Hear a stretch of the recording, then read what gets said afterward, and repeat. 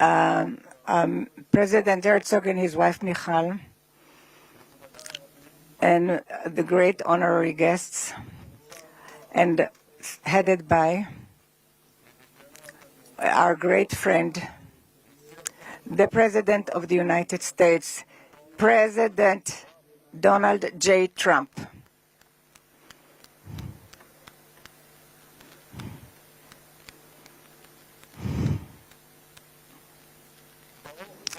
Welcome to Jerusalem, our eternal capital. Welcome to Israel in this moving day, exciting day, that will be inscribed in the history, on the annals of Israel. And you too, Mr. President, will be inscribed in the history of our nation. And you are already inscribed in the history of the world. And we remember our friends. We know your part, your important part, and the determined part of the return of the hostages in this day, when we were informed today, an hour ago, that all our live hostages returned back to us. What excitement.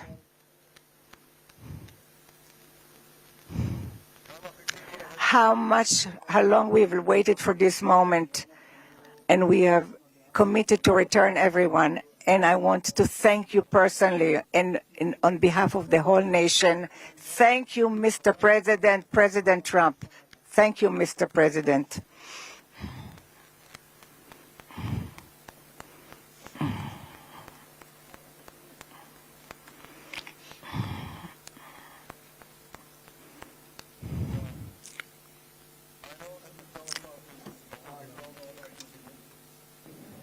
But I'm not sure about the translation. So I'll say words in English.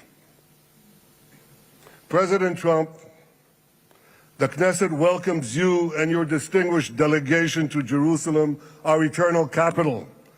This is your first visit to Israel since you recognize Jerusalem as our capital and moved the embassy here. Thank you, President Trump, for that.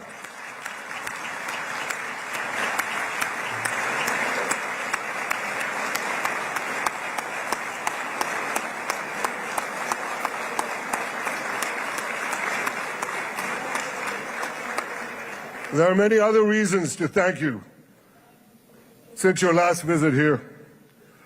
Thank you for recognizing Israeli sovereignty over the Golan Heights.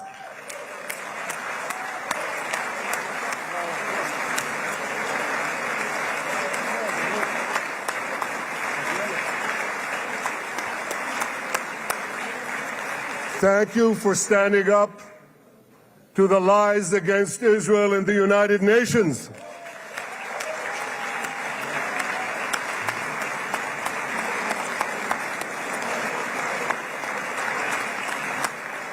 Thank you for recognizing in your 2020 peace plan our rights in Judea and Samaria, the ancestral homeland of the Jewish people.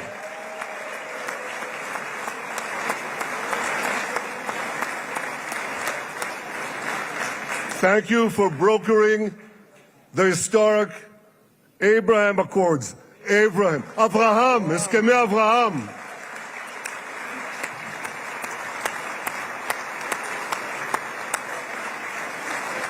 Thank you for withdrawing from the disastrous Iran nuclear deal.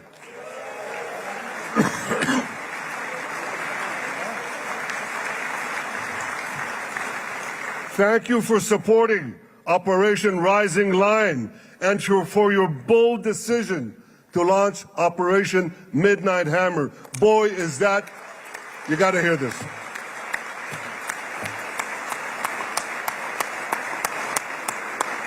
This is the most fitting name ever named for a military operation, because a little after midnight, you really hammered them.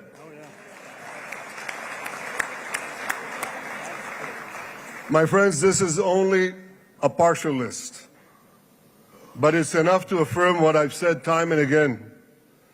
Donald Trump is the greatest friend that the State of Israel has ever had in the White House.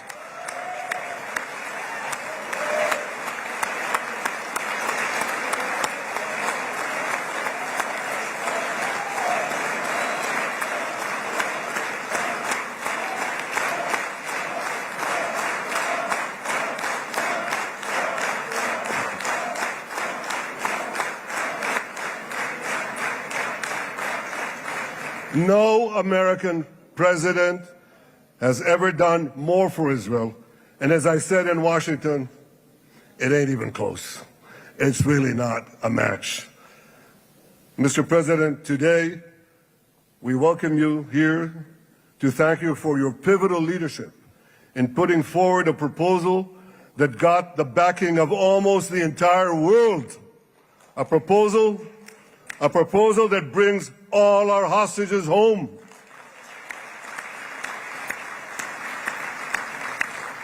A proposal that ends the war by achieving all our objectives. A proposal that opens the door to an historic expansion of peace in our region and beyond our region.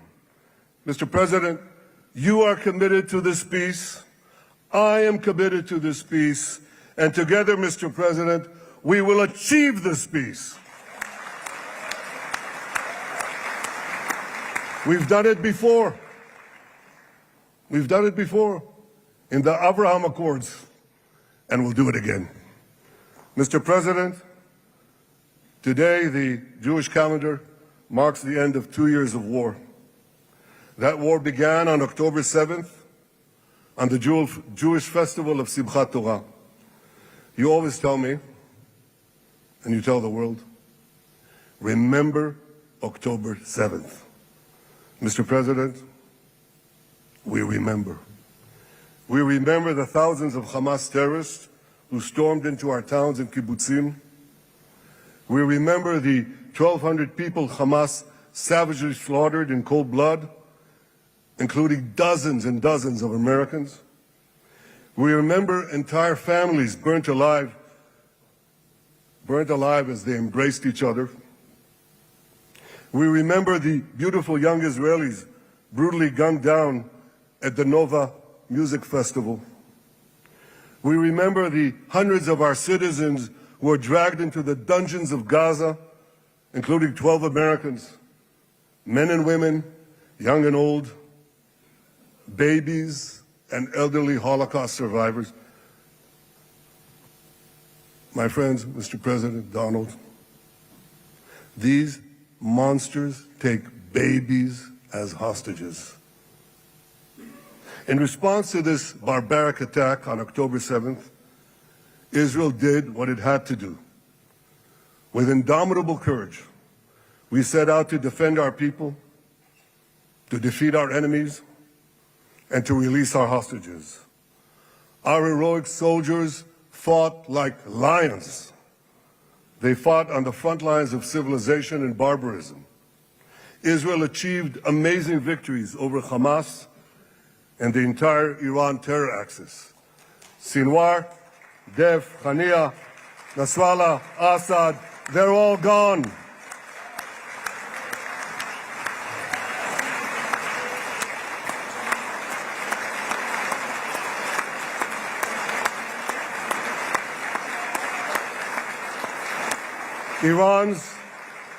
Iran's nuclear weapons and ballistic missile program, with your enormous help, Mr. President, rolled back. Half the Houthi leadership wiped out. But the price of this victory, the price of these victories, has been heavy. Nearly 2,000 of Israel's finest were lost, nearly half in battle. They left behind parents, spouses, siblings, and children. Their love and laughter, their promise and potential were lost forever.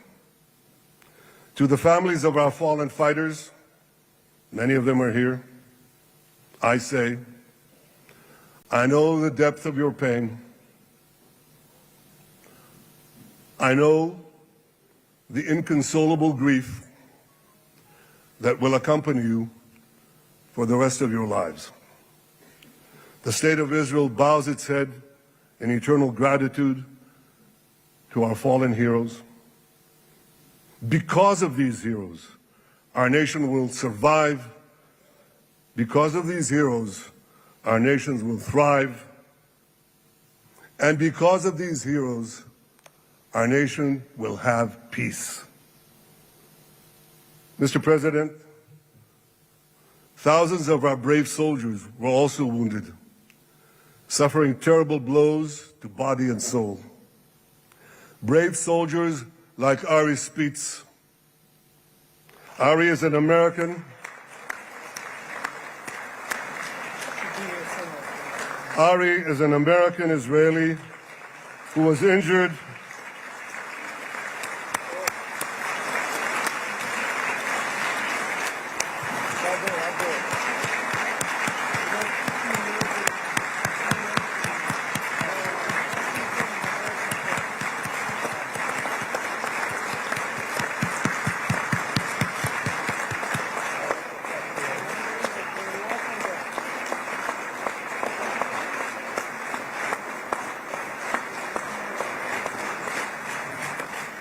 Ari is an American Israeli who was injured in Gaza while searching for Hamas terrorists and weapons. 2 of Ari's comrades were killed in this action and 10 were injured. Ari was presumed dead, but made a miraculous recovery despite losing 3 limbs. Ari, stand up for a minute alone. Stand up. There you go. There. Ari, you are the spirit of Joshua. You are the spirit of David. You are the spirit of the Maccabees. You are the spirit of Israel. I salute you. We all salute you.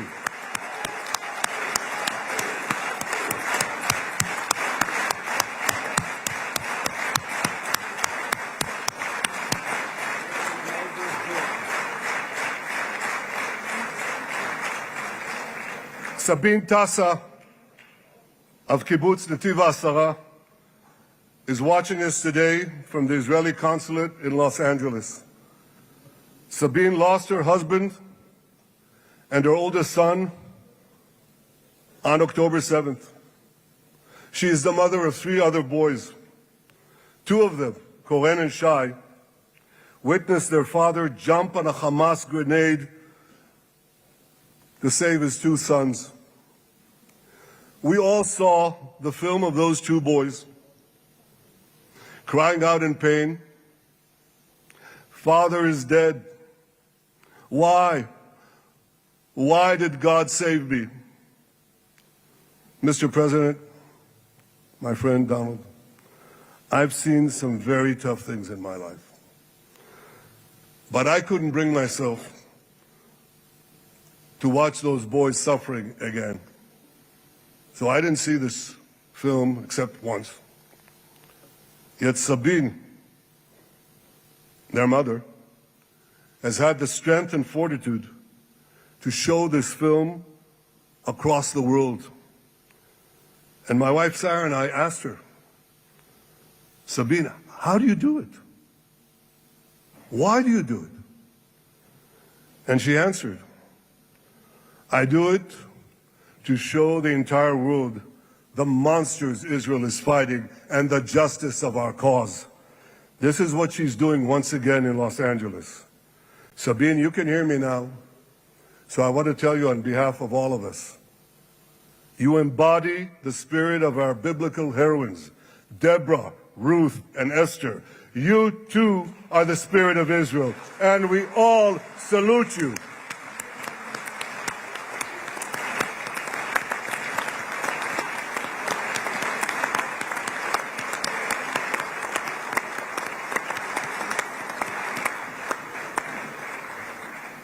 Mr. President, you asked me on our many conversations during the 12-day war with Iran, you asked me, how are the people holding up? And I said to you, our people are strong. Israelis are a nation of lions with unlimited resolve to defend our country and secure our future. The people give strength to our soldiers, and the people give strength to me and to my colleagues. The Jewish people have risen from the ashes time and again, but when we formed the State of Israel and the Army of Israel, we pledged never again would be defenseless against our enemies. And that resolute strength not only assures our survival, it assures our future, it assures peace. We have paid a high price for this war, but our enemies now understand just how powerful and just how determined Israel is. They understand that attacking Israel on October 7th was a catastrophic mistake. They understand that Israel is strong and that Israel is here to stay. And this, Mr. President, is the indispensable foundation of peace. Peace through strength. Ladies and gentlemen, this is a momentous day, a day of great joy as the remaining hostages come home. My wife Sarah and I have met with the hostage families many times. There were no words to describe their agony, only tears of bottomless sorrow and unimaginable pain. At the beginning of the war, I promised to bring all the hostages home. Today, with the indispensable help, the determined and focused help, the unremitting help of President Trump and his team, and with the incredible sacrifice and courage of the soldiers of Israel, we are fulfilling that promise.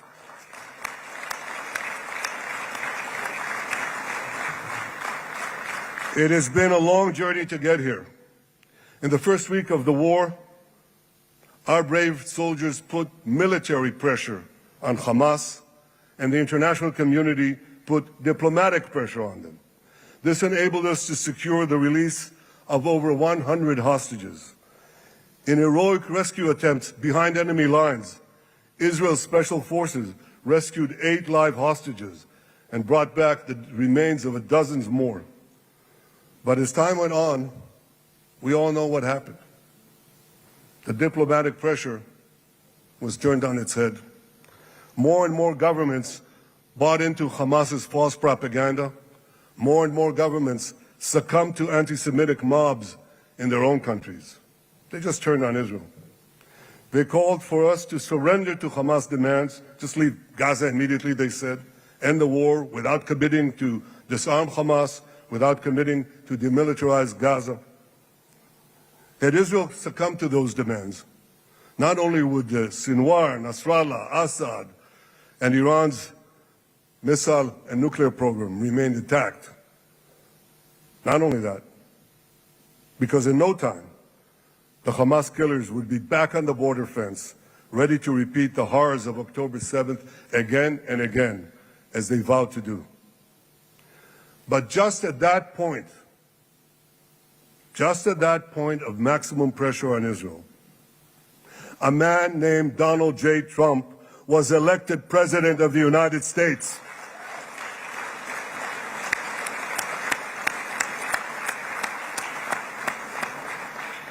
And ladies and gentlemen, overnight, everything changed. Everything. We felt it right here. Mr. President, thanks to your unequivocal backing of Israel, we secured a second hostage deal within weeks of your election. And in the months that followed, we worked closely together to forge a path to bring the remaining hostages home and end the war. End the war in a way that ensures the disarming of Hamas, the demilitarization of Gaza, and that Gaza would never again pose a threat to Israel. 2 months ago, you fully backed my decision to send the IDF into the last Hamas stronghold in Gaza City. You shared my view that this military pressure would help free the hostages. And despite all the criticism, all the naysayers, we were right. Hamas caved in. And 2 weeks ago, you succeeded in doing something miraculous. You succeeded in doing something that no one believed was possible. You brought most of the Arab world, you brought most of the world behind your proposal to free the hostages and end the war. I want to thank Steve Witkoff, Jared Kushner, and Ron Dermer for their great contribution to this effort.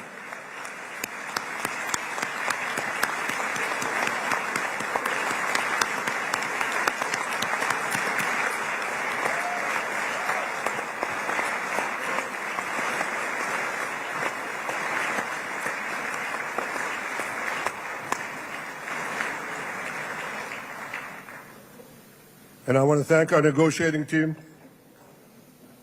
I believe that the close cooperation between the two of us, between our two nations, combining Israel's military pressure and President Trump's unmatched global leadership. I have to tell you, I've seen a lot of American presidents. I've seen them all in the time that I've been here, and I've been here quite a lot of time. I've never seen anyone move the world so quickly, so decisively, so resolutely as our friend President Donald J. Trump.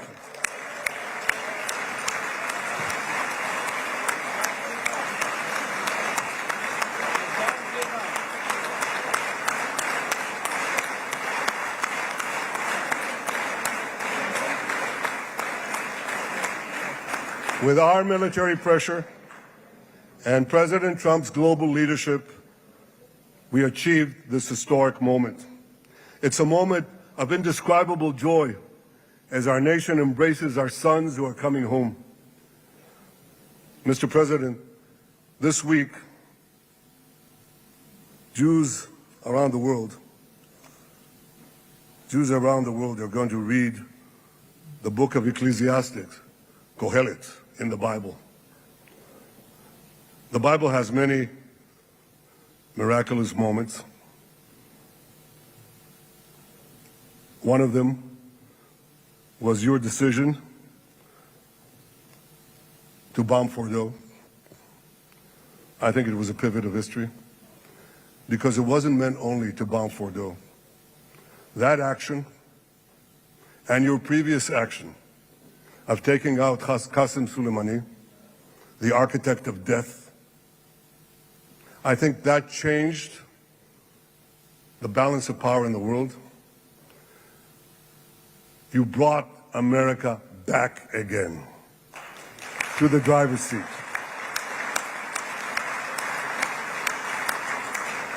Now, I said that we're going to read this week the book of Ecclesiastes.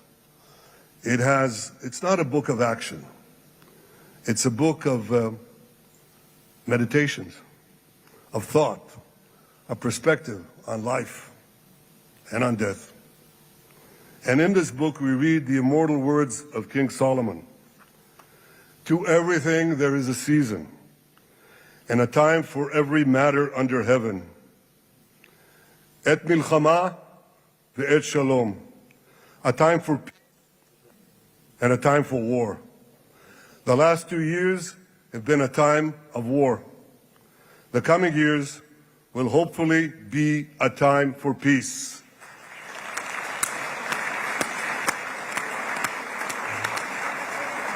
Peace inside Israel and peace outside Israel.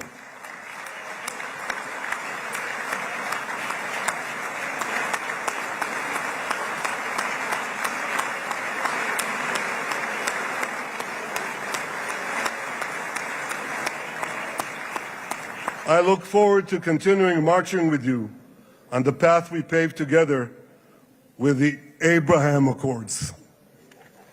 Under your leadership, we can forge new peace treaties with Arab countries in the region and Muslim countries beyond the region. Abraham's children will work together to build a better future, a future that will unite civilization against barbarism, light against darkness, and hope against despair. And my friends, I believe that with President Trump's leadership, this will happen a lot faster than people think.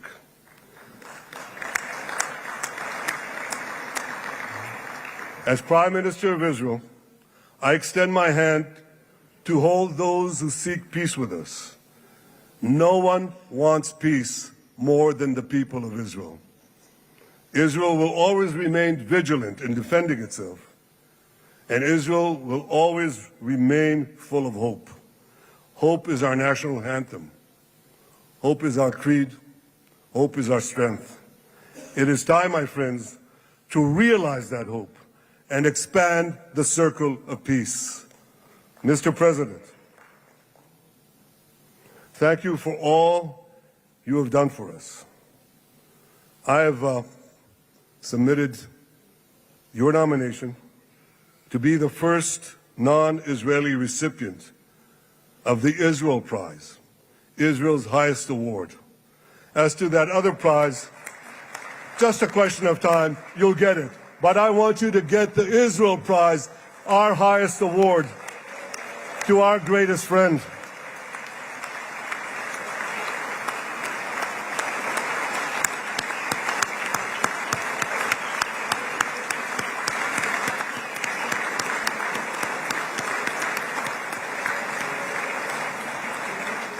When others were weak, you were strong.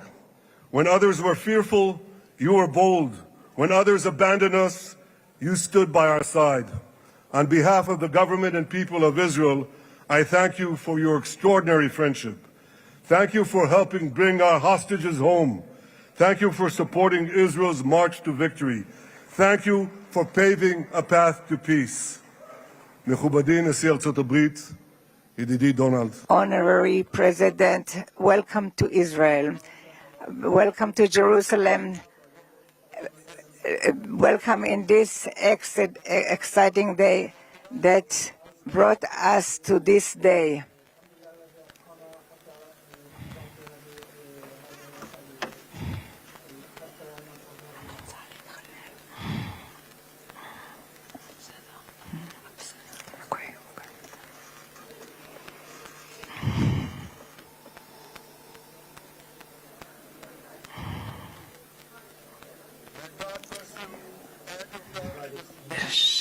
May God bless America, may God bless Israel, and may God bless the covenant between our two promised lands. Thank you, Mr. President.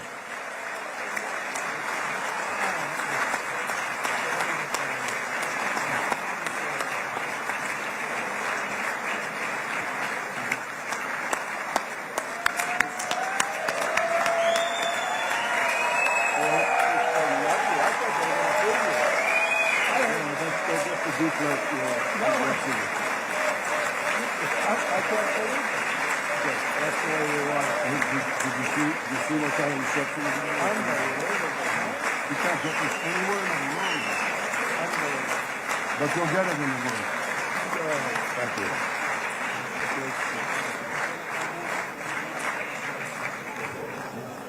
The president. Where?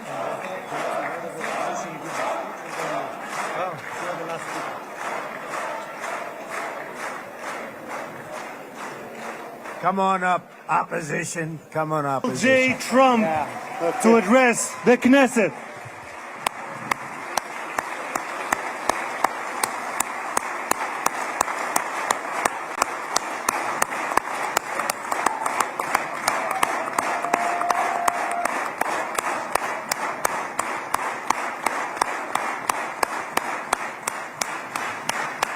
Thank you very much. Thank you. Thank you very much, everybody. It's a great honor. Nice place. Very nice place.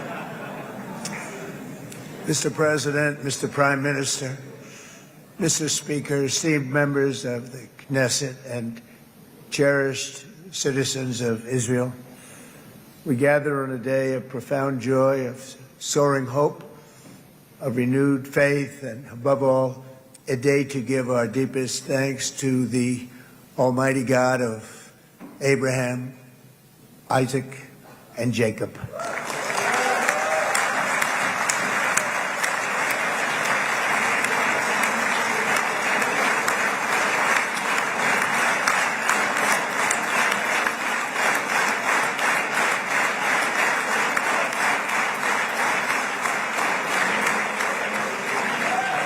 After 2 harrowing years in darkness and captivity, 20 courageous hostages are returning to the glorious embrace of their families, and it is glorious.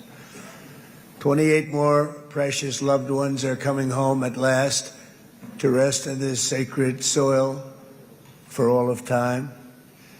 And after so many years of unceasing war and endless danger, today the skies are calm, the guns are silent, the sirens are still, and the sun rises on a holy land that is finally at peace, a land and a region that will live, God willing, in peace for all eternity.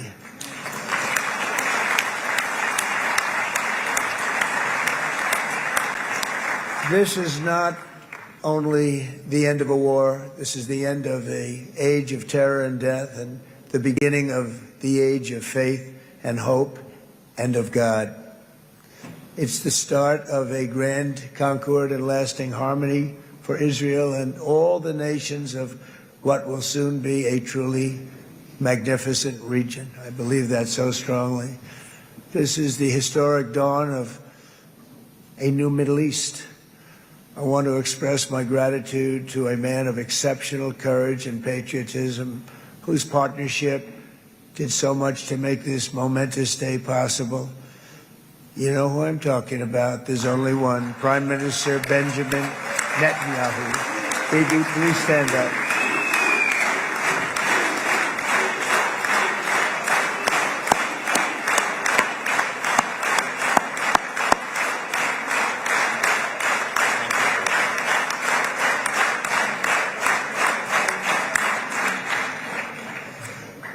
And he is not easy, I want to tell you. He's not the easiest guy to deal with, but that's what makes him great. That's what makes him great.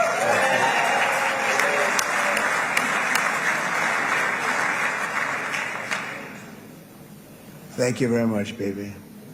Great job.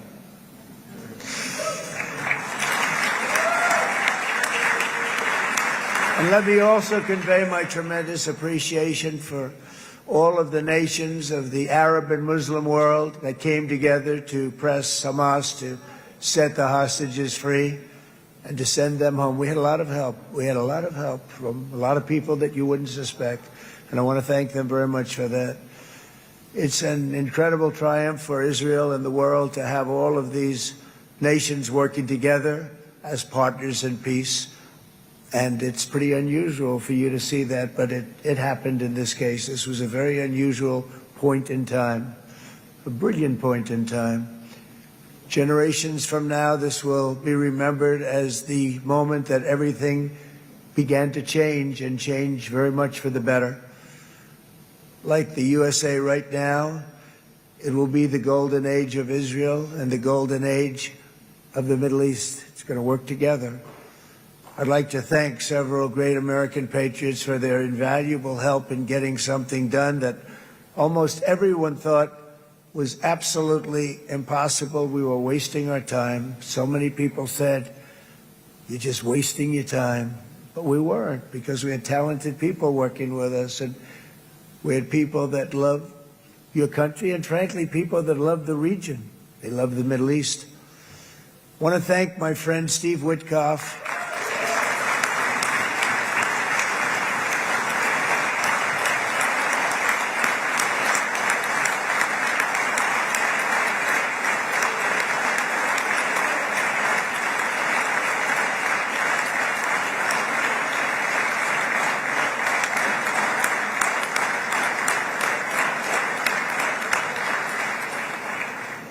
You know, Steve was chosen by me.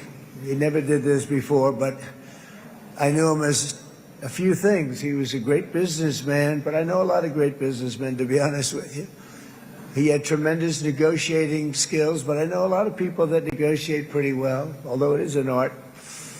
But there are people that can negotiate pretty well. But most importantly with Steve, he's just a great guy. Everybody loved him. Everybody. I mean, I know some negotiators that are so good, but you wouldn't have had peace in the Middle East. Would be in World War III right now with some of these guys. Everybody loves Steve, and they respect him, and they somehow can relate to him. I've known him for many years, and I've seen it over and over again. להוציא את חבר הכנסת עודה, להוציא אותו מהאולם, להוציא אותו מיד, החוצה, החוצה. Please expel this Knesset member. Please expel this Knesset member. Please expel Knesset member Kasif out of the hall. Please expel him immediately.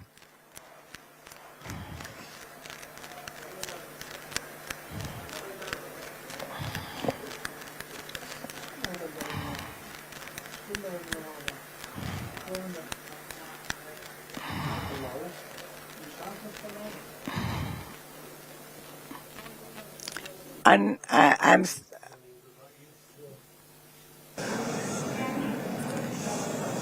That was very efficient.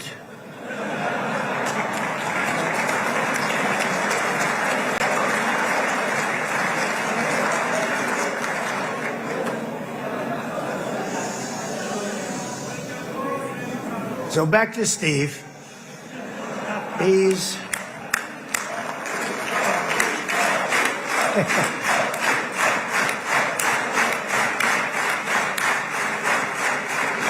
But I tell one story because he was so involved, and then we called in Jared. We need that brain on occasion. We got to get Jared in here. We got to get a certain group of people. But Steve started this all by himself. I call him Henry Kissinger, who doesn't leak.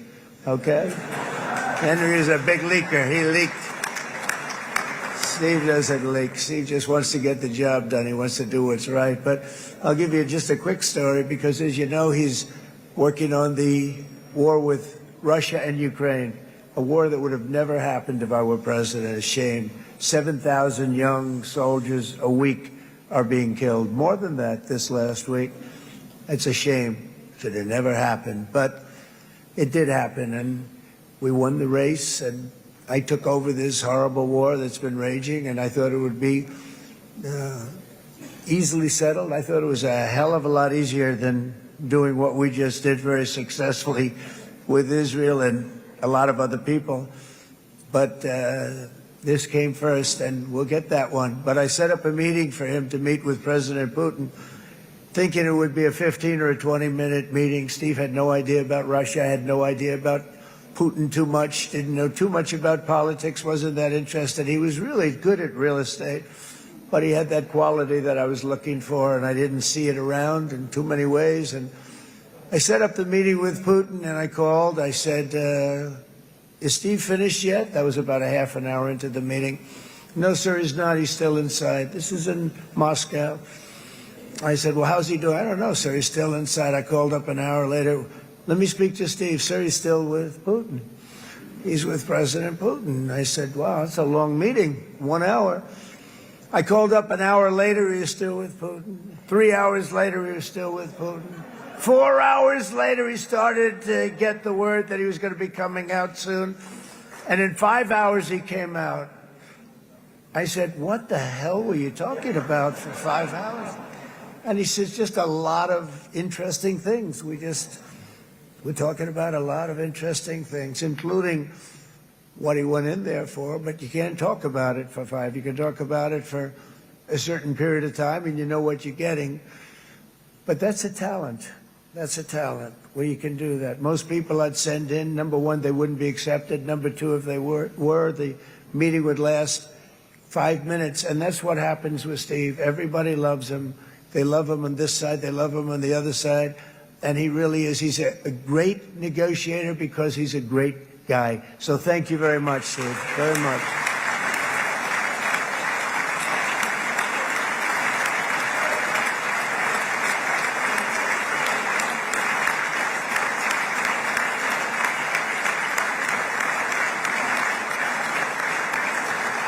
And let me also give a very special thanks to someone who truly loves Israel. In fact, loves it so much that my daughter converted. My daughter converted. I didn't know this was going to happen. And Ivanka's here.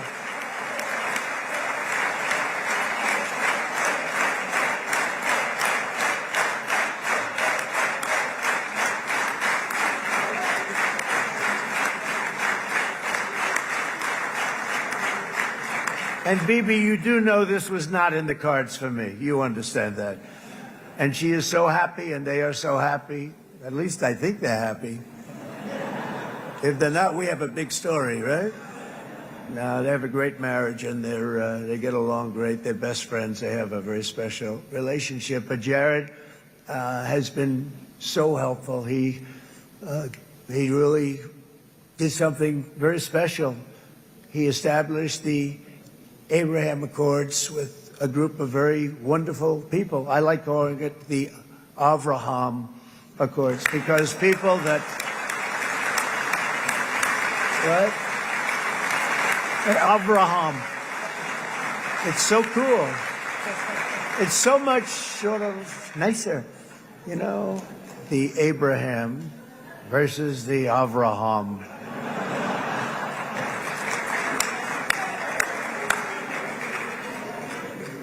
I just don't want to sound too sanctimonious when I do it, so, you know, I sort of split it up. This way we keep everybody happy. But we have some very great talent, and they have no excuses for anything that's taken place because we had some unbelievably good people working on this. And then you're going to add a man named Marco Rubio, who is also here. That's right.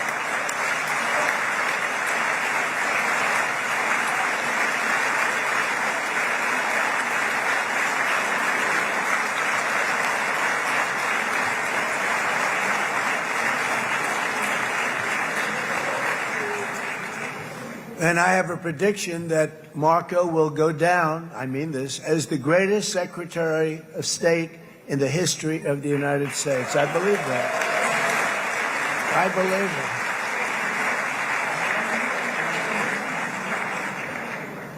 it. And he and I, you know, we really fought it out. You remember, he was tough. He was nasty. Who the hell thought this was going to happen, Marco, right? And now I'm saying he's going to go down as the greatest. He will. He was always smart and sharp, and people respect him. And then we have somebody who's young, but an unbelievable leader. I saw it a long time ago, and he's turned out to be even better than we thought. Right, Susie? I think even better. And that's Pete Hegseth, who is our Secretary of War, formerly Secretary of Defense.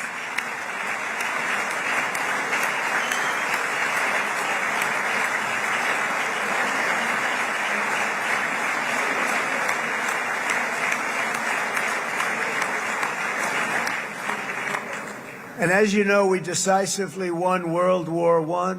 We decisively won World War II decisively. And everything in between and everything before it, we won everything. And then they had the brilliant idea of changing the name from war, you know, it was war, to defense.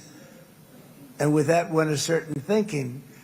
And we fought in a very politically correct way after that. We always had the strongest military, and now we have a stronger military than we've ever had before. Because of my first term, I've totally rebuilt the military, every aspect of it. But we have, if you think, we settled 8 wars in 8 months. I'm now including this one, by the way, if that's okay. They may say, well, that was quick. because yesterday I was saying 7, but now I can say 8. The hostages are back. The hostages are back.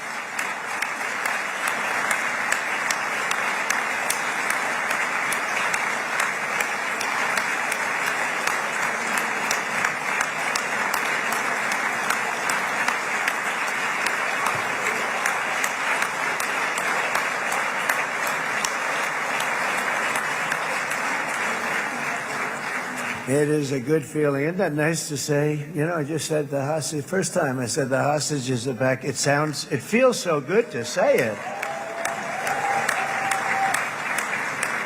But when you settle 8 wars in 8 months, that means you don't like war. Everyone thought I was going to be brutal. In fact, I remember Hillary Clinton during a debate, she said, look at him, he's going to go to war with everybody. And actually, she said, he's got a personality that's all about war. No, and my personality actually is all about stopping wars, and it seems to work. It seems to work. But it also means this name change in our attitude that we're not going to go into a war, but if we do, we're going to win that war like nobody has ever won a war before. We will not be politically correct, but we're not going to be there. And I think, you know, as you mentioned, Bibi, before, peace through strength. And that's what it's all about.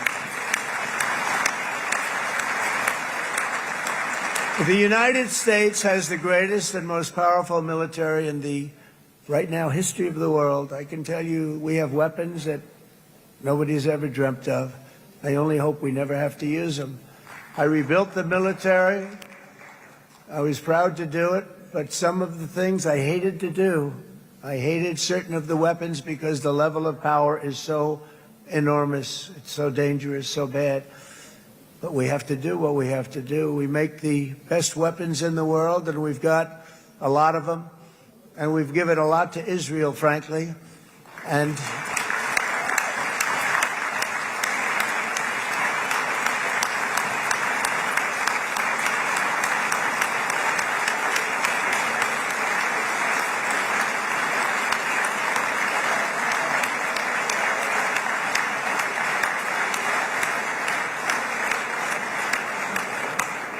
I mean, Bibi would call me so many times, can you get me this weapon, that weapon, that weapon? Some of them I never heard of, Bibi, and I made them. But we'd get them here, wouldn't we? And they are the best. They are the best. But you used them well. It also takes people that know how to use them. And you obviously used them very well. But so many that Israel became strong and powerful, which ultimately led to peace. That's what led to peace. So as we celebrate today, let us remember how this nightmare of depravity and death all began. 2 years ago, on the eve of the Simchat Torah holiday, thousands of innocent Israeli civilians were attacked by terrorists, and one of the most evil and heinous desecrations of innocent life the world has ever seen, the worst slaughter of Jews since the Holocaust. The cruelty of October 7th struck to the core of humanity itself. Nobody could believe what they were witnessing. The United States of America grieved alongside you, and we mourned for our own citizens who were so viciously taken that day. And to all the families whose lives were forever changed by the atrocities of that day, and all of the people of Israel, please know that America joins you in those two everlasting vows: never forget and never again.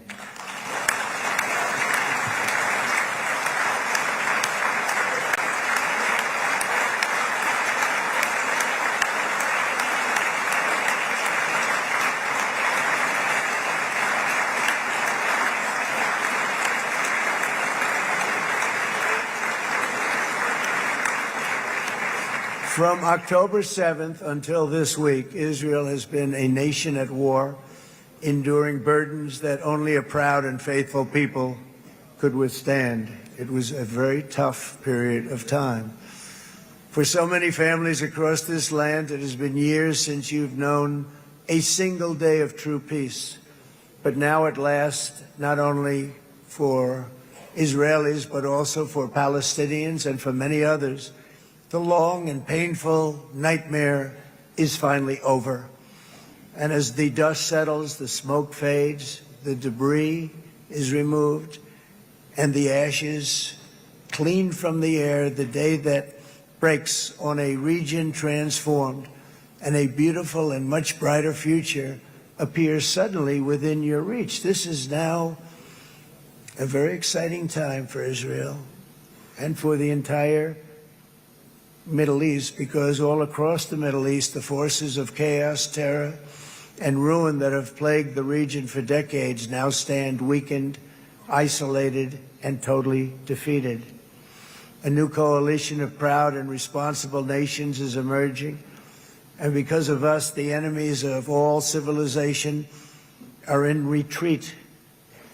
Thanks to the bravery and incredible skill of the Israeli Defense Forces and Operation Rising Lion,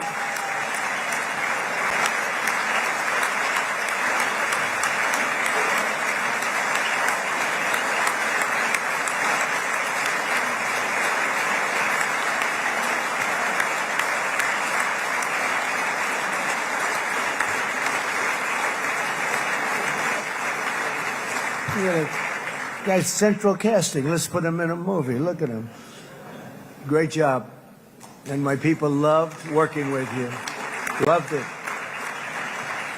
They worked so well together. But many of Iran's top terrorists, including nuclear scientists and commanders, have been extinguished from this earth. And with Operation Midnight Hammer, boy, that's a great name for that, what we did. Last June, the United States military flew 7 of those beautiful B-2 bombers. They look so beautiful all of a sudden. They were always, I thought they were pretty planes. I had no idea they could do what they did. In fact, we just ordered 28 more of them. A little updated version. We ordered a whole pile of them. And almost 100 other planes went with them, including fighter jets. And we had 52 tankers, big, beautiful, brand new tankers that were loading them up 4 or 5 times. They traveled 37 hours back and forth. Think of that. But we had tankers all over the sky for all the other planes. We had the F-22s, the F-35s, F-16s. We had a hell of a lot of planes.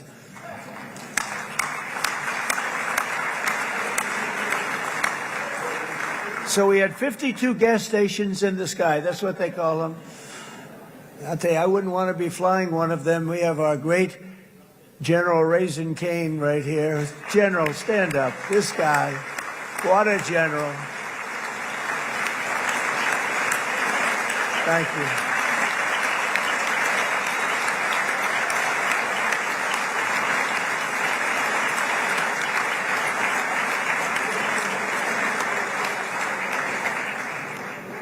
I asked General Cain, I said, you know, we're having problems with ISIS, and I was in Washington, and I asked, how long would it take to defeat ISIS? And my Washington generals told me, 3, 4, maybe 5 years, sir. I said, I don't get it. We got the best equipment in the world. Why? So I flew to Iraq, and I met with a man named Cain. He said, what's your first name? He said, they call me Raisin, sir. I said, wait a minute, your name is Raisin Cain? I've been looking for you for a long time. You gotta be kidding. So they told me 3, 4, 5 years to defeat ISIS. And I sit down with him and I say, why is it? I flew there in the dark of night. I landed, I'll never forget it. It was quite a trip. I'm glad I made it because I met him. I said, could I ask you, General? I come down. He's standing with another general and a sergeant. Everybody was like central casting. They could go into a movie right now. Between him and you guys over here, we could get rich making movies, okay? And they got along so great. That's the beautiful thing, that your military and our military, Bibi, got along so great. But what I was told by the television generals in Washington, we have the best equipment in the world. Why is it taking so long? And they said, 4 years. I said, so let me ask you, Raisin, how long would it take you to defeat ISIS? Sir, we can do it in 3 weeks, but you'll probably have some time left over. I said, you got to be kidding. What the hell are you talking about? They said 4 years. I said, well, sir, look, it's not my place to say, but you're asking me the question. What you have to do is you hit him from the west, you hit him from the north, you hit him from the south, you hit him above, you hit him below. I said, so why didn't they do it? And he didn't want to speak badly of his superiors, which is hard to believe they were his superiors. Should have been the other way around a long time ago, because he's the one that did Operation Hamas. It was flawless. It was flawless. It was absolutely flawless. And I said, so you really think you can do it in 4 weeks? Yes, sir, 100%. You have to do it differently than they were doing it. They were using one base, and it was hundreds of miles away. And he says, we have all these portable bases all over the Middle East. And they didn't want to use them because they didn't want to offend the country where the portable, they wouldn't have even known what the hell the planes were going up, right? They wouldn't have known, but he said, no, they didn't want to defend anybody, offend anybody, and but we can do it in 4 weeks. I said, you sure about that? I'm going to call you back. I'll call you back on Monday. I'm going back to Washington. But you think 4 weeks? Yes, sir, I think we can do it in 4 weeks. We'll have time left over. So I call him on Monday. I said, you think you can do it? 4 weeks. I said, go ahead and do it. He did it. I'll tell you, he did it in 4 weeks, less than 4 weeks. So, General, stand up, please. Again, this is a real general. This is not a television general. He doesn't want to go on television.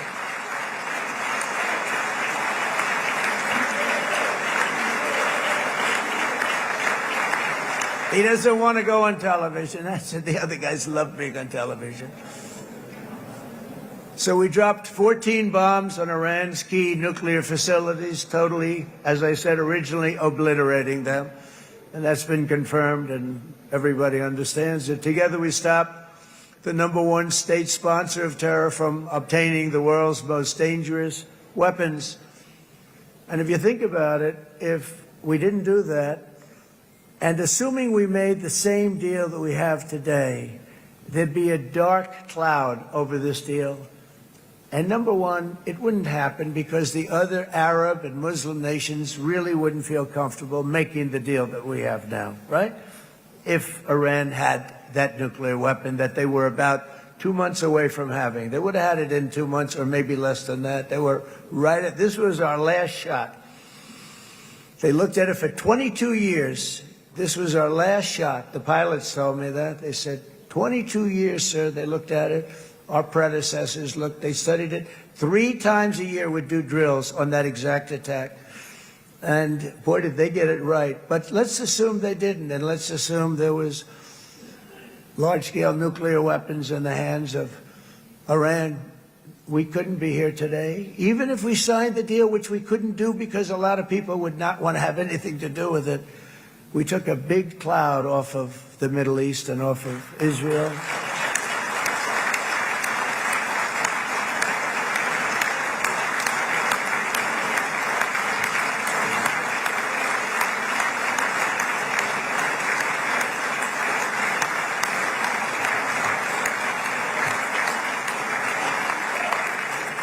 And it was my honor to help. But isn't it true, though, that can you imagine the same, let's assume, Bibi, the same documents, we had everything the same, but you had somebody out there that was, in the opinion of everybody, all-powerful in the Middle East. They took a big hit, didn't they? Didn't they take a big hit? Boy, oh boy. They got it from one side, from the other. And you know it would be great if we could make a peace deal with them, and I think that's big. Would you be happy with that? Wouldn't it be nice, I think? Because I think they want to. I think they're tired. Somebody said, sir, they're starting their nuclear program again. I said, let me tell you something. They're not starting anything. They want to survive. The last thing they want to do is start digging holes again in mountains that just got blown up and start... They're not doing it. They want to survive, okay? But I think we have a chance. Steve, you, and I think Jared, come on, I'll call you back for another one. We always bring Jared when we want to get that deal closed. We bring Jared, but Steve, you and Jared and the General and Pete and Marco, you'll get that deal done easy. I think that'll be easy. But first we have to get Russia done. We got to get that one done. If you don't mind, Steve, let's focus on Russia first, all right? We'll get it done. In Lebanon, the dagger of Hezbollah, long aimed at Israel's throat, has been totally shattered. My administration is actively supporting the new president of Lebanon in his mission to permanently disarm Hezbollah's terror brigades. He's doing very well. And build a thriving state at peace with its neighbors. And you're very much in favor of that, I know. And it's good things are happening there, really good things. And with this week's ceasefire, we've achieved the most challenging breakthrough of them all. The most challenging breakthrough maybe ever. I mean, I've never seen anything like it. I've been involved in a lot of success. I have never seen anything like what's going on today all over the world. People are dancing in the streets, not just in Israel. They're dancing in the streets of countries that would have never danced in the street about what's happening today. They're dancing in those streets. So this long and difficult war has now ended. You know, some people say 3,000 years, some people say 500 years, whatever it is. It's the granddaddy of them all. And in an unprecedented achievement, virtually the entire region has endorsed the plan that Gaza will be immediately demilitarized, that Hamas will be disarmed, and Israel's security will no longer be threatened in any way, shape, or form.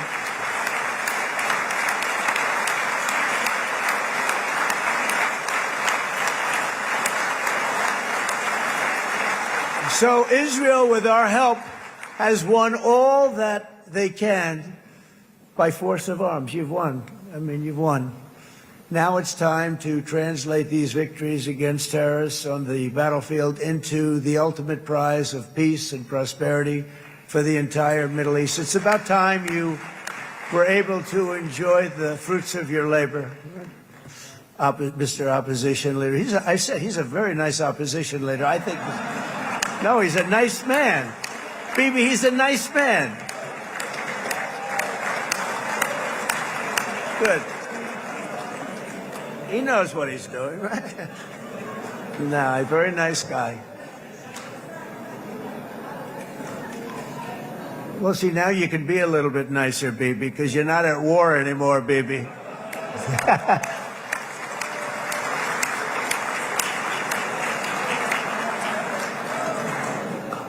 But only by embracing the opportunities of this moment can we achieve our goal of ensuring that the horrors of recent years will never happen again. You don't want to have to go through this again.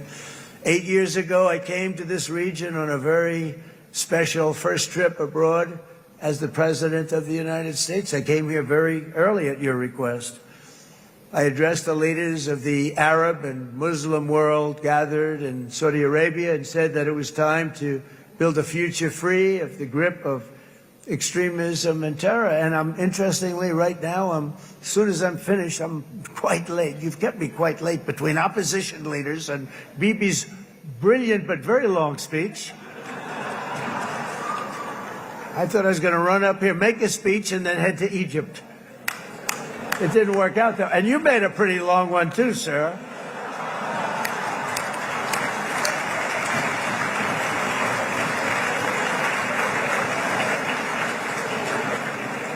But I liked what you all said. It could be worse. Supposing on top of it, I didn't like what you said. That would be no good, Ron, would it? Ron, you did a great job, by the way, Ron.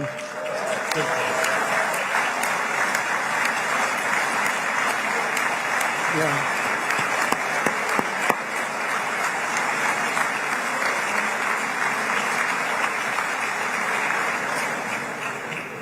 So I'm going to be meeting, actually, in a little while, I'm going to be meeting with the most powerful, the richest nations, really, in the world, although now, with the tariffs, the United States is by far the richest nation in the world, as you probably have been reading. But the richest nations, most powerful nations tremendous, headed by some tremendous people in many cases. Some cases I wouldn't say necessarily I would endorse, but I will tell you some incredible people that really helped us make this all possible. So I'll be going there. I'll be quite late. They might not be there by the time I get there, but we're going to give it a shot. But the journey we started back then led to the crushing defeat of the ISIS caliphate, to the monumental Abraham Accords, and ultimately to the historic ceasefire this week, in which many of those same nations really played a very pivotal role, I have to tell you. Steve will tell you that. Jared will tell you that. Together we've shown that peace is not just a hope that we can dream about. It's a reality we can build upon day by day, person by person, and nation by nation. And because of that, the Middle East is finally ready to embrace its extraordinary potential. You have extraordinary potential in this region.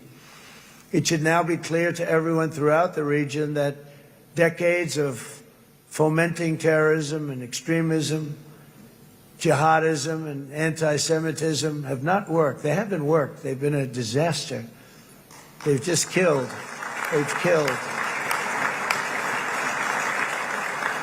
They've backfired completely and totally. They've just totally backfired. Everything that you thought, take it worst case, it's turned out to be worse than that. They have not worked. From Gaza to Iran, those bitter hatreds have delivered nothing but misery, suffering, failure, and death. They've served not to weaken Israel, but to annihilate the very forces that did the most to foment this hatred. And it's really, everybody that's tried it has become irrelevant. Meanwhile, we've seen those nations that set aside their differences, reached across ancient divides, and pursued engagement are now among the most successful in the region. They're getting along with Israel, and they're doing great. And I can tell you the 4 nations that joined the Abraham Accords early on, and you'd all be doing me a favor, and I'm going to be saying this in a little while to some other friends, would love you all to, is this right, Jared, join up in the Abraham Accords. We have to join up and get together. You can have that whole thing filled out. We had a very weak administration, worst president in the history of our country by far. And Barack Obama was not far behind, by the way.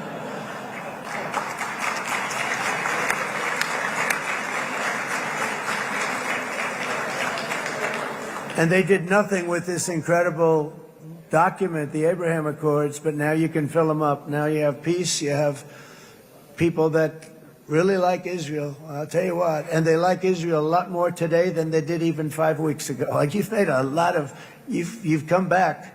You've come back strong, because it was getting to be a little nasty out there in the world, and ultimately the world wins. You can't beat the world. Or I would say to Bibi, it's now time, and he understood it better than anybody, because ultimately, the world's a very big place.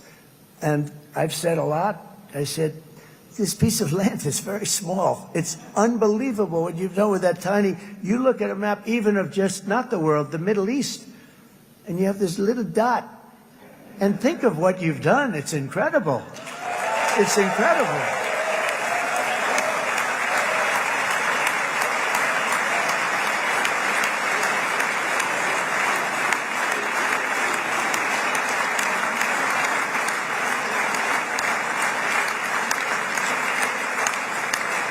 But the world is loving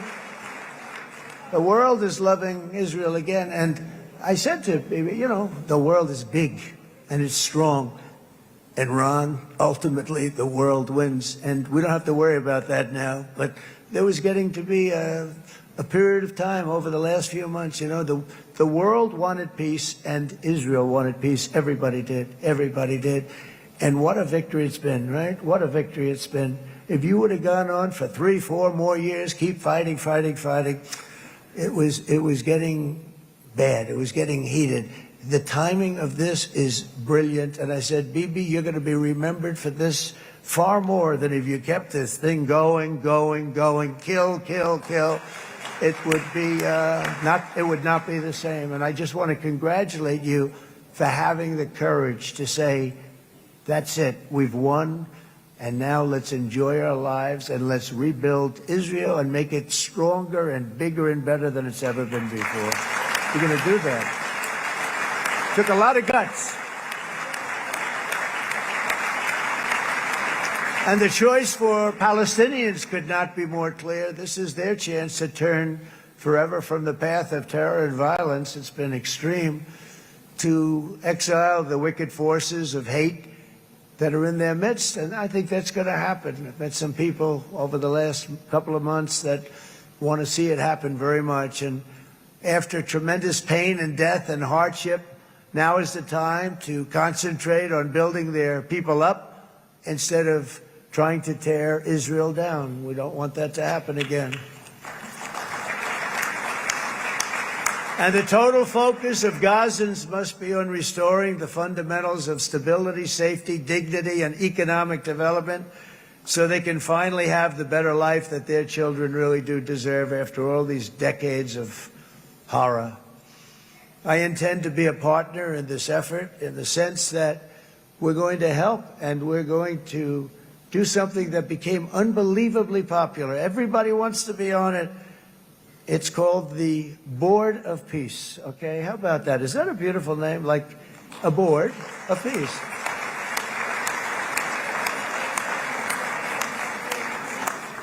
The only bad thing from my standpoint, every single nation involved has asked me to be the chair. And I'll tell you, I'm very busy. I didn't count on that. But you know what? If we do it, we'll do it right. And we have unbelievable power and wealth. Because you're going to need wealth. You're going to need wealth to rebuild things. And they have wealth like few people have wealth. I want to thank the Arab and Muslim nations for their commitment that they've made to support a safe rebuilding of Gaza and beyond. I have many Arab countries, very wealthy countries, that came up and said, we'll put up tremendous amounts of money to get rebuild Gaza, and I think that's going to happen. The power, they want dignity, they want to come forward, and they want to say, and I want to say who they are, because what they're doing is going to be, I think, something that you're going to be very impressed with, Bibi, and you need that. You need the kind of economic power that they have, and they want to see it work, and they want to see it be safe, and they want to see it be good for Israel, too. And as much money as it will be, and it's a lot, as you can see, it's a lot. For these countries, it's relatively little relative to their worth. It's really a lot of money like most people could never even conceive, but for these countries, it's not that much, especially because it ensures success and stability in the Middle East, which is what they want to see. So many of them will be with us in Egypt in a little while, I think. I'm not sure. They may be gone. They may have taken their Boeing 747s and left. I said, what kind of a plane do you fly? 747. I said, that's a large plane. No, they may have. Steve, do you think they've left on their their brand new Boeing 747s? Or I don't know. We're going to find out soon. It's going to be a big story. There'll be 2 people left. And they'll be the 2 poorest ones.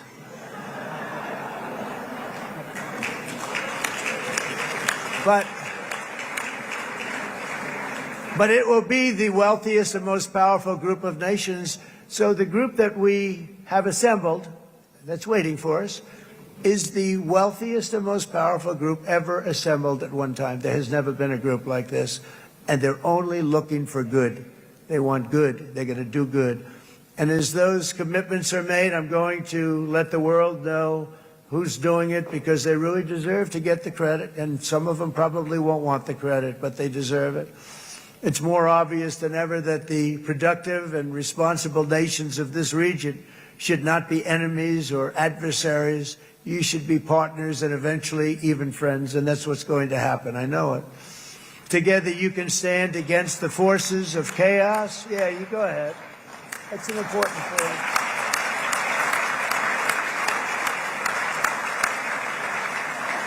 Because you can stand against the forces of chaos that threatened all of your interests, and it's always a big threat, and unleash incredible prosperity and opportunity for all the people of these lands, and that's what's going to happen. You're going to unleash numbers and success, the likes of which Israel has never been able to think of, because you're so firm, and you should be, and you've done the right thing in defending yourself. You're not going to have to worry so much about it. You've won, and now you can build, and you can do things that you never even thought possible. When you put that genius into doing something else, it's going to be something it's going to be a miracle. The miracle in the desert, it's going to be amazing. And it already is in a true sense. But it'll be wonderful when you can spend time thinking about other than war and defense and offense also. To that end, it's my firm hope and dream, frankly, that together the Abraham Accords will turn out to be everything that we thought they would. Those 4 countries were very, very brave in doing it. They did it at a very early point, and every single one of them benefits unbelievably financially. And if you noticed, even in this bad period that we just went through, they all remained a member of the Abraham Accords. They've done unbelievably well. And you know who you are, and I want to thank you. And they've stayed because of loyalty, but they've also stayed because it was really good business. They've made a lot of money being members, and you're going to all, I hope that every one of the countries that we're seeking, Jared, I hope they join quickly. No games, no nothing. Just join, get it. It's going to be a great peacemaker.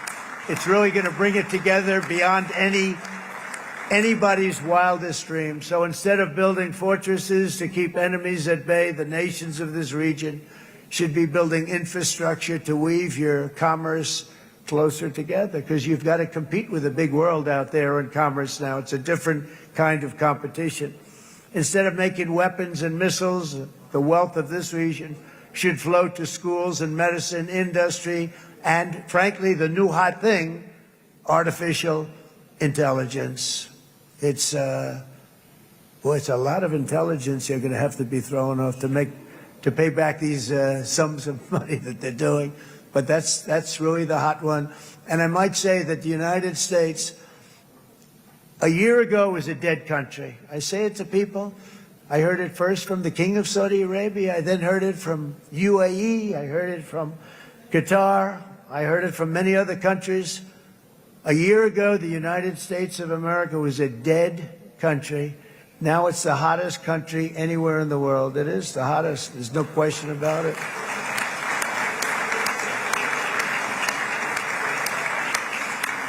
In fact, if you go back a year ago, before the election, although once we had November 5th, we became hot because people got it. I would say November 5th was a time that we became really hot. But once you go back a couple of years, if I were in charge and the country was doing what they, nobody was going to ask me to speak. Nobody asked Joe Biden to come up and speak, I guarantee you that. And if they did, he would have turned them down, I promise you. He didn't speak. He didn't speak, and he didn't speak well. But all of the countries in the Middle East, it could have, what we're doing now, it could have happened a long time ago, but it was strangled and set back almost irretrievably by the administrations of Barack Obama and then Joe Biden. It was, there was a hatred toward Israel. There was an absolute hatred. The setbacks really started when President Obama signed the Iran nuclear deal. This was a disaster for Israel, and it was a disaster for everyone. And I remember that Bibi Netanyahu came to the United States and worked so hard to try and get Obama not to do that deal.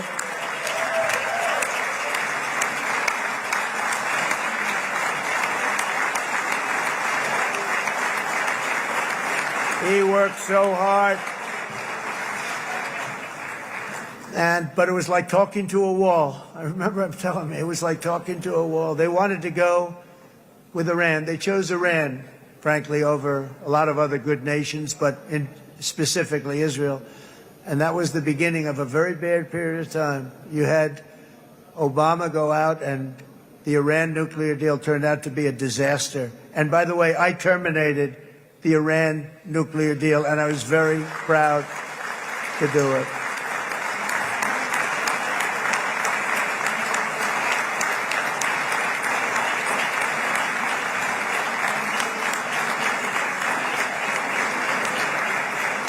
Yet even to Iran, whose regime has inflicted so much death on the Middle East, the hand of friendship and cooperation is open. I'm telling you, they want to make a deal. That's all I do in my life. I make deals. I'm good at it. I've always been good at it. And I know when they want. Even if they said, we don't want to make a deal, I can tell you they want to make a deal. All right, they do. They want to make a deal, and we're going to see if we can do something, because this is crazy what's happening, and we're not going to have this anymore. Neither the United States nor Israel bear the people of Iran any hostility. We merely want to live in peace. We don't want any looming threats over our heads, and we don't want to even think in terms of nuclear destruction. It's not going to happen, never will happen. There's nothing that would do more good for this part of the world than for Iran's leaders to renounce terror, stop threatening their neighbors, quit funding their militant proxies, and finally recognize Israel's right to existence. They have to do that. They have to do that. And to Iran, and as you know, this is not said out of weakness. There's no weakness. But I'm going to say this, that we are ready when you are, and it will be the best decision that Iran has ever made. And it's going to happen. It's going to happen. And they're good people. I know a lot of Iranians in the United States. They're good people, smart, hardworking people. They don't want to see what's happened to their country. The story of fierce Israeli resolve and triumph since October 7th should be proof to the entire world that those who seek to destroy this nation are doomed to bitter failure. The state of Israel is strong, and it will live and thrive forever.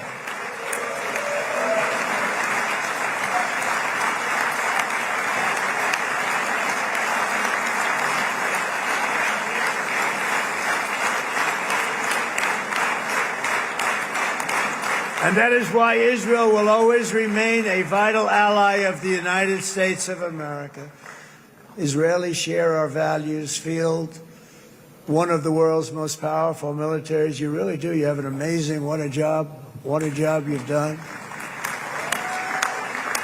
And have one of the most innovative economies on earth. Those are just a few of the reasons why I'm proud to be the best friend that Israel has ever had. And they all say it in the White House. They all say it. I guess it's true because everybody says it, baby. You said it today. Thank you. But as president, I terminated the disastrous Iran nuclear deal, and ultimately I terminated Iran's nuclear program with things called B-2 bombers. It was swift, and it was accurate, and it was a military beauty. I authorized the spending of billions of dollars, which went to Israel's defense, as you know. And after years of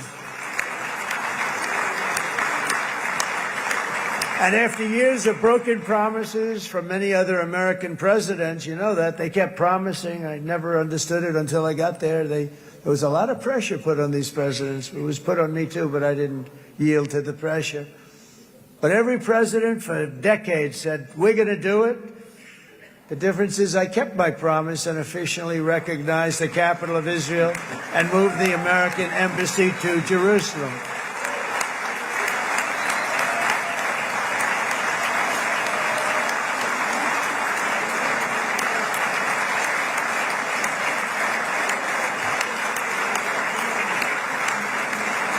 Isn't that right, Miriam? Look at Miriam. She's back there. Stand up, Miriam. Stand up.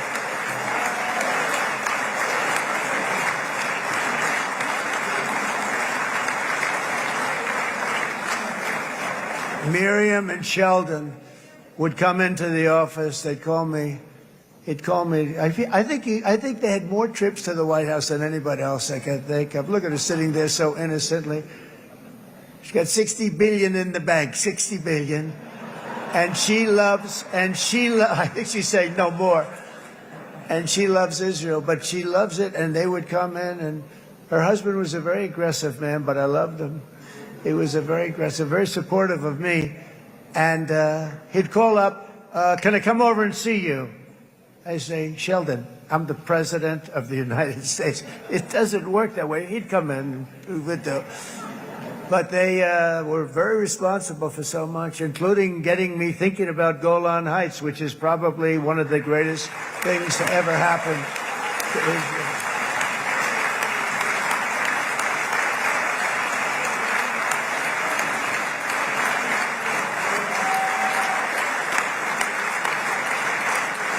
Miriam, stand up, please. She really is. I mean, she loves this country.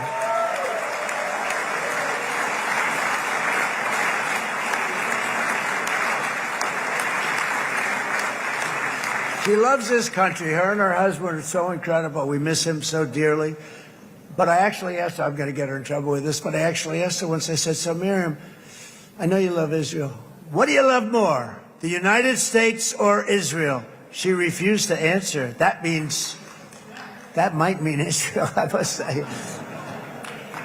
We love you. Thank you, darling, for being here. That's a great honor. Great honor. She's a wonderful woman.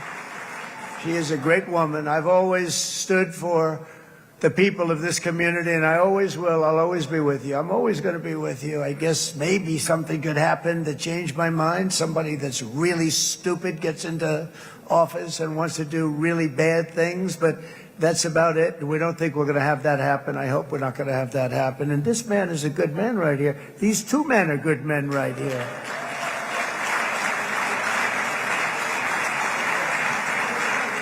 Hey, I have an idea.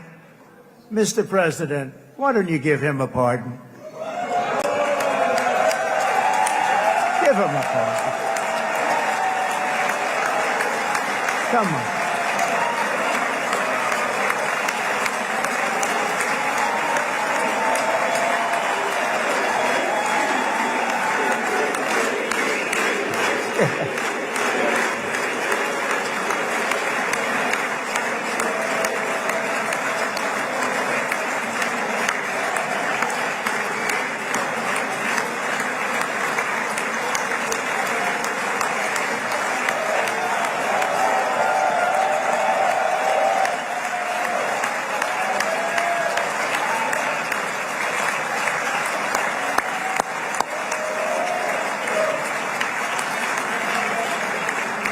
By the way, that was not in the speech, as you probably know.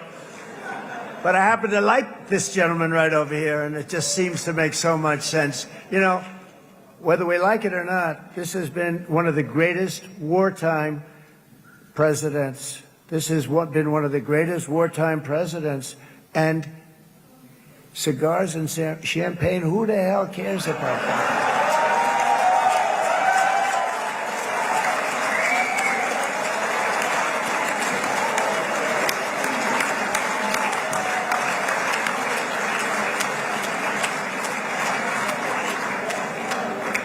All right, enough controversy for the day, right?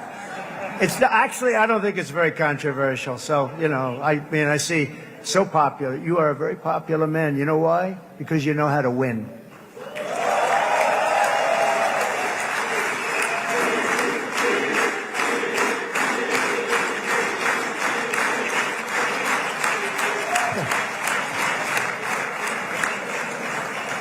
Over the past 2 years, I've met many of the families of the Israelis taken hostage and those that were taken hostage. Unbelievable. I've looked into their eyes. I've seen the worst nightmares of their suffering. But I've also seen something else, the beautiful love of the people, the love of people, frankly, that hold things together, the love that gives you the courage to carry on through thousands of years of persecution and repression and to emerge with the heart of David. It's the heart of David.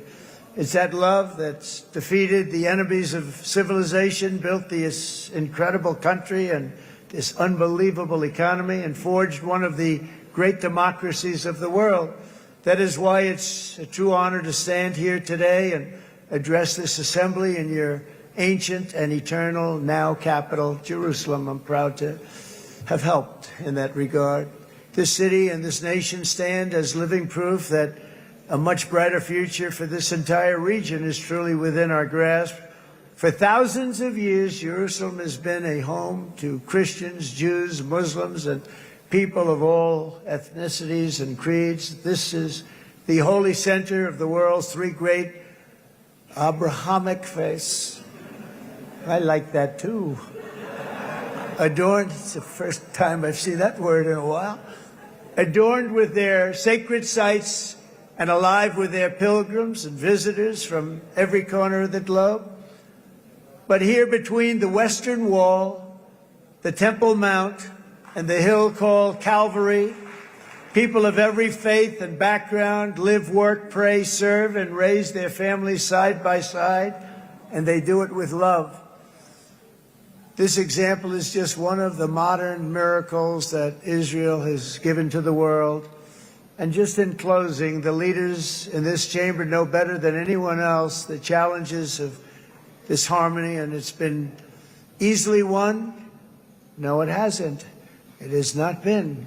It's been so tough. But it has been, some say, a miracle. What you've done is a miracle. Look at your size. Look at your chances when it all started. And you know, if you think about it, you are safer today, stronger today, and more respected today than at any time in the history of Israel. Think of it. People used to say it wouldn't exist. They don't say that anymore, do they? Yet if safety, security, and coexistence can thrive here in the winding alleys and ancient paths of Jerusalem, then surely peace and respect can flourish among the nations of the broader Middle East. The God who once dwelled among his people in this city still calls us, in the words of Scripture, the turn from evil and do good, to seek peace and pursue it. So he still whispers truth into the hills and knolls and valleys of his magnificent creation, and he still writes hope into the hearts of his children all over the world. And that is why even after 3,000 years of pain and conflict, the people of Israel have never given up from the threats of Zionism, from all sorts of threats. You want the promise of Zion. You want the promise of success and hope and love and God. And the people of America have never lost faith in the promise of a great and blessed future for all of us. From the very first day that modern Israel was founded, we have stood together through thick and thin, of setbacks, and through victory and defeat, through glory and heartache. We have built industries together. We have made discoveries together. We have confronted evil together, and we have waged war together, and perhaps most beautifully of all, we have made peace together. And this week, against all odds, we have done the impossible and brought our hostages home.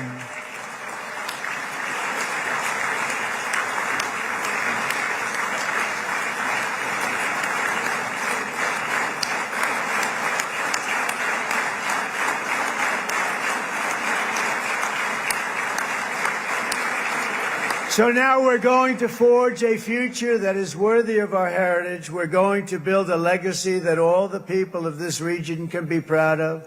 New bonds of friendship, cooperation, and commerce will join Tel Aviv to Dubai, Haifa to Beirut, Jerusalem to Damascus, and from Israel to Egypt, from Saudi Arabia to Qatar, from India to Pakistan, from Indonesia to Iraq, from Syria to Bahrain, Turkey to Jordan, the United Arab Emirates to Oman, and Armenia to Azerbaijan, another war that I just settled.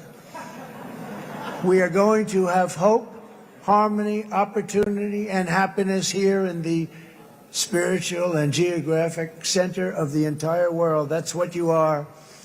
Israel, America, and all of the nations of the Middle East will soon be safer, stronger, greater, and more prosperous than ever before.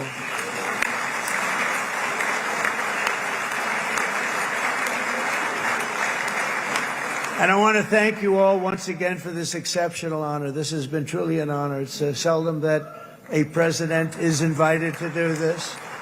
And I love Israel. I'm with you all the way. You will be bigger, better, stronger, and more loving than ever before. Thank you very much. God bless you. God bless the United States of America, and God bless the Middle East. Thank you, everybody. Good luck. Thank you very much. Thank you.